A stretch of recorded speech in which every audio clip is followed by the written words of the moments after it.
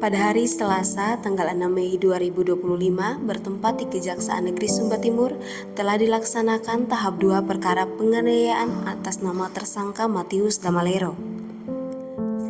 Selanjutnya, pada hari Rabu, tanggal 7 Mei 2025, bertempat di Rumah Restoratif Justice Kejaksaan Negeri Sumba Timur, fasilitator Kepala Seksi Tindak Pidana Umum Kejaksaan Negeri Sumba Timur, Devis Bunilele SHMH, telah melaksanakan upaya perdamaian antara tersangka Matius Damalero dan korban Yohana Lende yang dihadiri oleh keluarga korban, keluarga tersangka, tokoh masyarakat, tokoh agama, serta penyidik dari Polres Sumba Timur.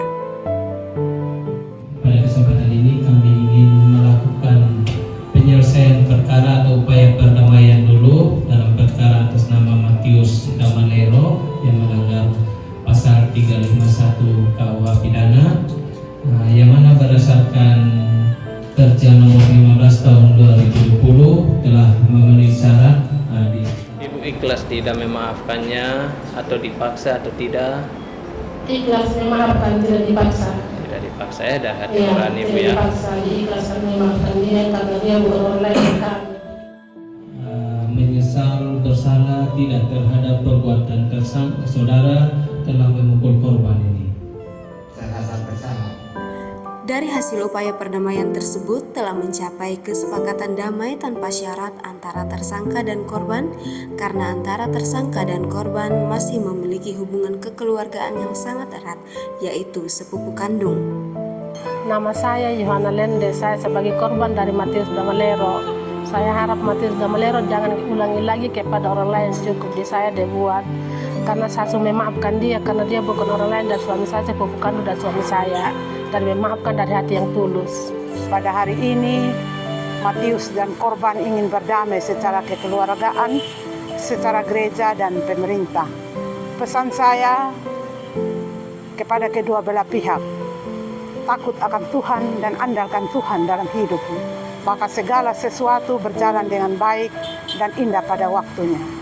Oleh sebab itu, saya mohon kepada Bapak Kejaksaan Agung untuk dapat menerima proses perdamaian kita pada siang hari ini. Terima kasih dan salam. Kami selaku pihak penyidik dan jaksa penuntut umum untuk menindaklanjut kasus perkara ini sudah sangat berjalan dengan baik, dan harapan dari kami juga kepada tersangka untuk kejadian yang sudah terjadi ini untuk tidak diulangi lagi di kemudian harinya. Selanjutnya, tim intelijen Kejaksaan Negeri Sumba Timur melakukan profiling ke rumah atau tempat tinggal tersangka untuk mengetahui lebih dalam kehidupan sosial, ekonomi, dan lingkungan sekitar tersangka.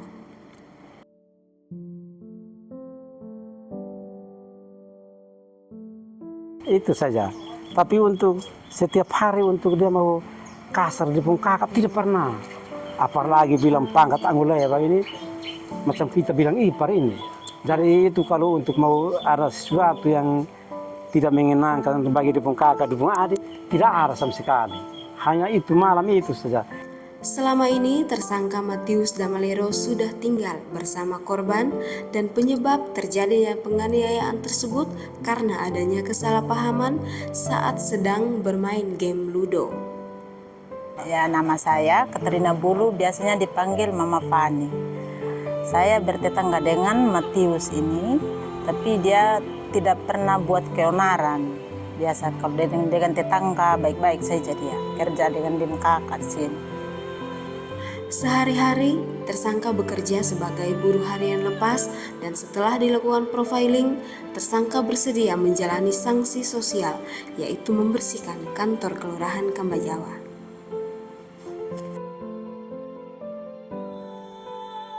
Saya atas nama Kelurahan Kambajawa mengucapkan terima kasih yang sebesar-besarnya kepada pimpinan, dalam hal ini Bapak Jaksa Agung, yang sudah memberikan kesempatan dalam terkait dengan persoalan ini bisa dilakukan secara restorasi justice, sehingga kami dari pihak pemerintah juga mempunyai kesempatan untuk melakukan pembinaan. Menyelesaikan perkara berdasarkan keadilan restoratif justice dengan nama tersangka Matius Damalero alias Matius. Barang bukti berupa satu buah barang bukti dengan gelas kaca dirampas untuk dimusnahkan. Dengan demikian, maka perkara penganiayaan yang dilakukan oleh tersangka Matius Damalero berhasil diselesaikan melalui keadilan restoratif.